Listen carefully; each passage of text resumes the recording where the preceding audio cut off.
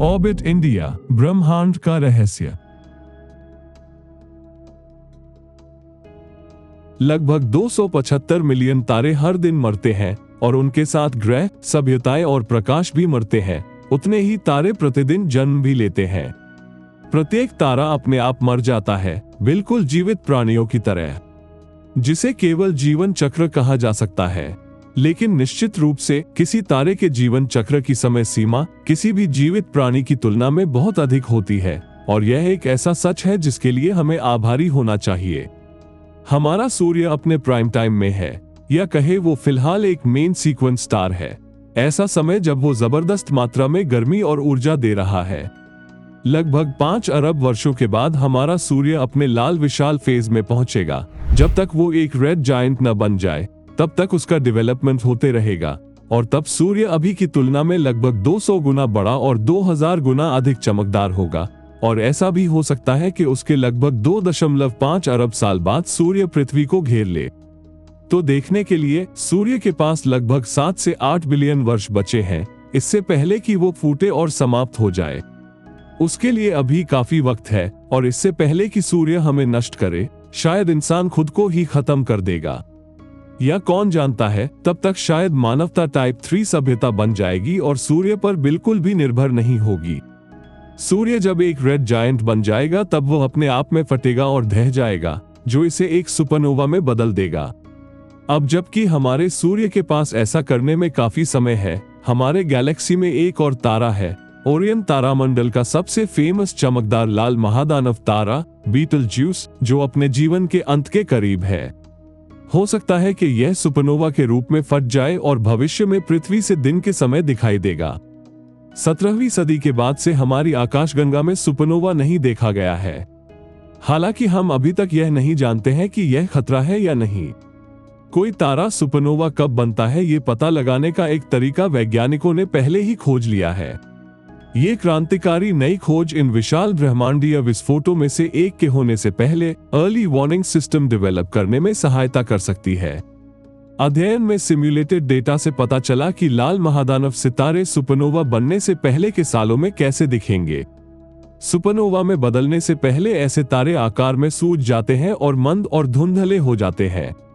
Simulation से पता चला कि इस विस्फोट के होने से पहले तारे के चारों ओर परिस्थिति के मुताबिक धूल का एक घेरा बनता है। इससे तारे मरने से पहले अपने अंतिम कुछ महीनों में विजिबल लाइट में लगभग 100 गुना धुंधले हो जाते हैं। इसकी रोशनी में बाधा शायद तारे के चारों ओर मटेरियल से अचानक जमा होने की वजह हो सकती है। हालांकि यह कैसे होता है इसकी जानकारी वैज्ञानिकों को भी नहीं है। तो क्या बीटलज्यूस के धुंधले हो जाने का मतलब यह है कि यह फटने वाला है? क्योंकि बीटलज्यूस हमारे ग्रह के बहुत करीब है, जब यह फटता है और एक सुपरनोवा में बदल जाता है, तब यहाँ इतना उज्जवल धमाका होगा जो दिन के समय भी दिखाई दे सकता है। इस जानकारी के साथ एस्ट्रोनॉमर्स टारगेट पर दूसरा टेलीस्कोप पॉइंट कर सकते हैं, तारे के वातावरण की फिजिकल कंडीशंस की स्टडी के लिए, क्योंकि यह अपने स्वयं के विनाश के लिए अंतिम उल्टी गिनती की तैयारी करता है। 2020 में बीटलज्यूस ने अचानक अपना शीर्ष उड़ा दिया और अपनी सरफेस के मास के एक विशाल हिस्से को बाहर निकाल दिया।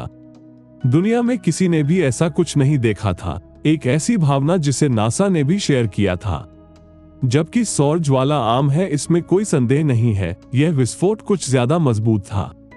हमारा सूरज हर समय नखरे करता रहता है।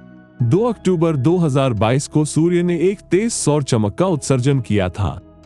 नासा के सोलर डायनेमिक्स ऑब्जर्वेटरी ने इस घटना की तस्वीर खींची। ये फ्लेयर X1 फ्लेयर पाया गया, सबसे तीव्र ज्वालाओं में से एक। जब हम सोलर मैक्सिमम की ओर बढ़ रहे हैं, यानी एक समय जब सौर ज्वालाएं अपने सबसे लगातार, मजबूत और संभावित रूप से विनाशकारी होगी अगर वे पृथ्वी से टकराती हैं। लेकिन बीटलज्यूस विस्फोट कहीं अधिक भारी विस्फोट था। यह विशेष उत्सर्जन हमारे सूर्य से निकलने वाली एक सामान्य सोलर फ्लेयर के द्रव्यमान का 400 बिलियन गुना था। वैज्ञानिकों ने कहा है कि बीटलज्यूस में असामान्य रूप से बड़ी मात्रा में उत्सर्जन निश्चित रूप से एक ऐसी घटना है जिसे हमें कोई निश्चित उत्तर देने और निर्णय पर पहुंचने से पहले अधिक समझ की आवश्यकता है। जबकि हम जानते हैं कि रेड जायंट्स हमारे सूर्य जैसे पीले बौने की तुलना में बहुत तेजी से अपने ईंधन से जलते हैं, दिलचस्प बात यह है कि तारा रहस्यमय तरीके से अचानक मंद हो गया था। दुनिया भर के एस्ट्रोनॉमर्स इस बात से हैरान थे कि यह घटना क्यों हो रही है, लेकिन उस समय किसी के पास कोई जवाब नहीं था और हमें बीटलज्यूस के बारे में कोई निश्चित उत्तर मिलने में अभी कुछ समय लगेगा। कुछ अन्य सुपरनोवाज हैं जिनका हम स्टडी करने का लक्ष्य रख सकते हैं। वो है रात के आकाश में दो अन्य रेड सुपरजायंट स्टार्स। पहला तारामंडल स्कॉर्पियस में लगभग 555 प्रकाश वर्ष दूर स्थित एंटारिस है और दूसरा लगभग 65 प्रकाश वर्ष दूर तारामंडल टॉरस में एल्डेबरन है। हालांकि अभी के लिए हमारे पास एक और है जो बीटलज्यूस के बिल्कुल ऑपोजिट है, जो हमारी आंखों के ठीक सामने अनफोल्ड हो रहा है, या मुझे कहना चाहिए वेब की आंखों के सामने। जेम्स वेब स्पेस टेलीस्कोप ने हमें कुछ अद्भुत तस्वीरें दी हैं और इसकी आंखों से हमने ब्रह्मांड को इस तरह अनफोल्ड कर दिया है जैसा पहले कभी नहीं किया था। जहां नासा टेलीस्कोप का इस्तेमाल आसमान को स्कैन करने के लिए कर रहा है, वहीं इंडिपेंडेंट रिसर्चर्स भी वेब की मदद से विज्ञान का काम कर रहे हैं। और जारी की गई मोस्ट रीसेंट रिसर्च इमेज एक ऐसे क्षेत्र की है जो स्टेलर रेट पर सितारों का उत्पादन कर रहा है।